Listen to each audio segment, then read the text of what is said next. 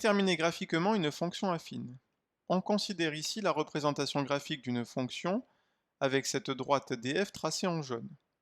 Il s'agit ici d'une droite qui ne passe pas par 0, donc on peut dire qu'il s'agit d'une fonction affine. Les fonctions affines s'écrivent de la forme f de x égale ax plus b, donc pour déterminer l'écriture algébrique de la fonction f, il faut déterminer clairement quel est le nombre a et quel est le nombre b.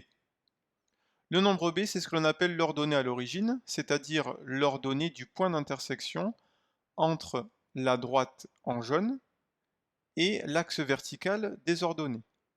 Ici, on peut lire que le nombre b est égal à 3. Une fois que l'on a obtenu le nombre b, il ne reste plus qu'à trouver le nombre a, c'est-à-dire le coefficient directeur, pour déterminer entièrement la fonction f. Ce coefficient directeur s'obtient par l'expression suivante. Il s'agit de l'écart des images divisé par l'écart des antécédents par rapport à l'origine du repère, qu'on peut également appeler écart des ordonnées sur l'écart des abscisses. On lit donc ici moins 3 pour l'écart des images et plus 2 pour l'écart des abscisses, ou pour l'écart des antécédents.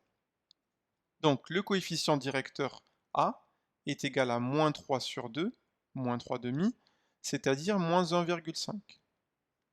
On a donc réussi à déterminer les deux nombres a et b qui permettent de déduire l'expression algébrique de la fonction f. On a donc que f de x est égal à moins 1,5x plus 3. Et ainsi, la droite qui est représentée en jaune dans ce repère, la droite df, est la représentation graphique de la fonction affine f de x égale moins 1,5x plus 3.